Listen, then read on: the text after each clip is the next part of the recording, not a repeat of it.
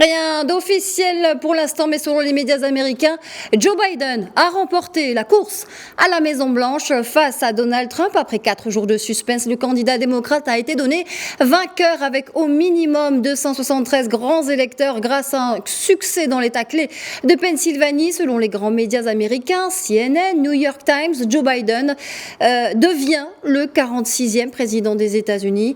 Et pour la première fois de leur histoire, les États-Unis auront une vice-présidente, Kamala Harris, qui sera aussi la première personne noire à occuper la fonction. Je suis honorée et remplie d'humilité par la confiance que l'on m'a confiée, a-t-elle déclaré. Biden a de son côté promis d'être le président de tous les Américains. Une victoire qui marque donc un tournant historique pour l'Amérique.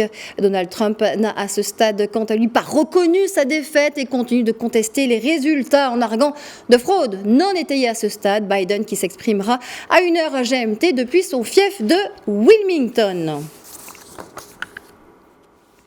Et pour revenir sur cette élection hors norme, nous sommes en direct avec Claude Porcella, correspondant de Médien TV à Washington. Bonsoir Claude.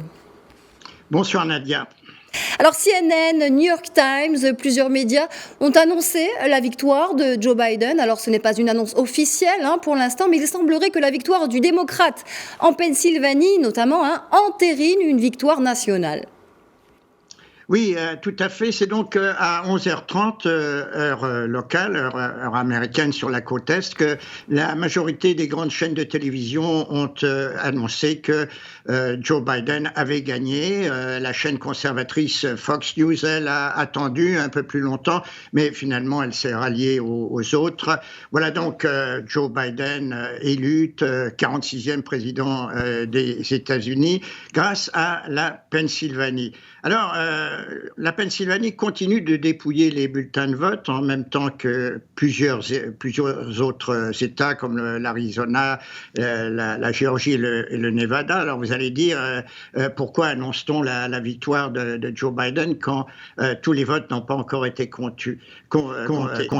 Eh bien, c'est très simple parce qu'à partir du moment où Joe Biden a obtenu un nombre suffisant de voix en Pennsylvanie, c'est-à-dire qu'il a eu maintenant plus de 34 000 voix, probablement ça a dû monter depuis à 40 000 voix de plus que Donald Trump.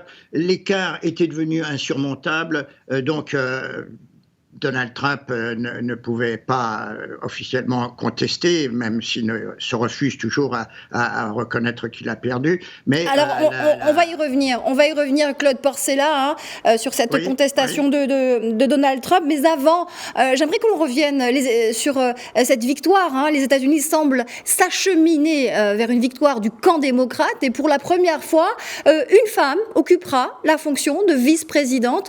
Une femme noire, Claude Porcella, c'est une première dans le pays. Ah oui, tout à fait, parce que là, il a doublé la mise en quelque sorte, Joe Biden, parce que non seulement il a réussi en gagnant à faire entrer à la Maison-Blanche Kamala Harris, qui va devenir son bras droit, son lieutenant.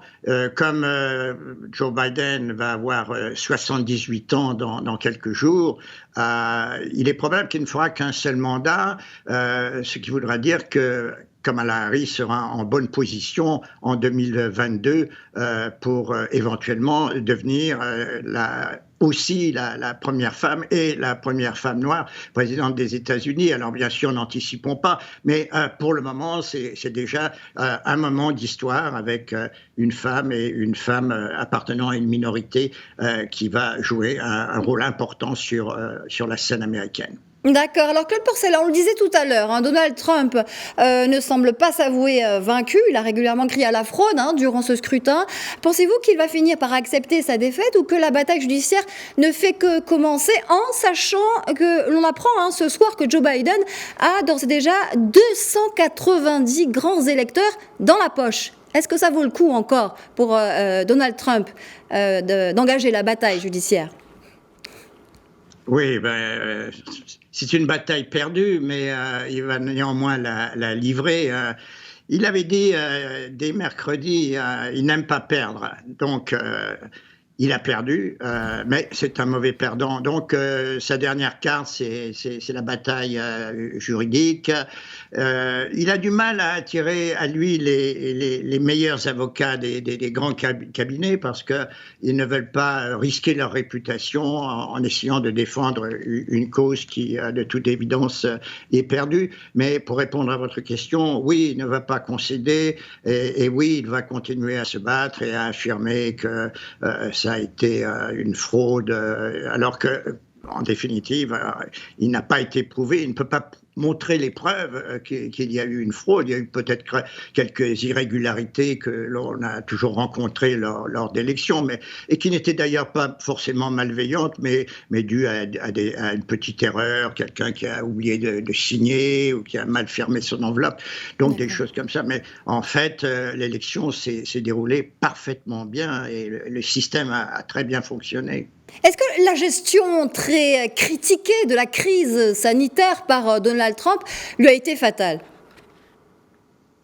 Oui, certainement, ça a joué un rôle. Il y avait deux priorités pour les Américains, la pandémie et l'économie.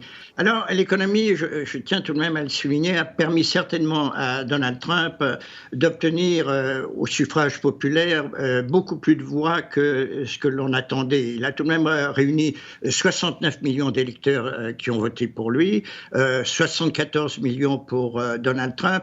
Donc, ça fait une différence de 4 millions. C'est bien sûr pas négligeable, mais on s'attendait à ce que Biden fasse un meilleur score au vote populaire et on prévoyait environ dans les 5 millions de voix. Mais grâce à son message économique, Trump a réussi tout de même à attirer un certain nombre d'électeurs, notamment parmi les minorités.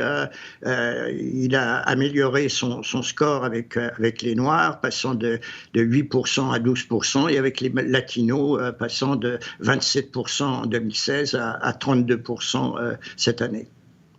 Alors, vous parliez tout à l'heure d'une bataille perdue pour Donald Trump du côté judiciaire. Est-ce que l'on peut craindre un épisode similaire à celui de 2000 avec Al Gore et Bush, où la Cour suprême avait dû intervenir, d'après vous ? Non, parce que, ne l'oubliez pas, en 2000, il s'agissait de recompter les bulletins d'un État, la Floride.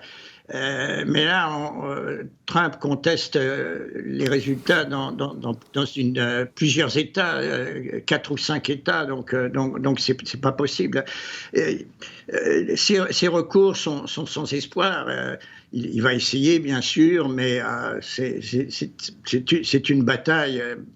De l'avis de la majorité des juristes, c'est une bataille perdue. Joe Biden sera investi 46e président des États-Unis le 20 janvier prochain, et ça, c'est inéluctable. Merci beaucoup Claude Porcella. Vous êtes en direct avec nous depuis Washington et vous êtes correspondant de Medi 1 TV dans la capitale américaine.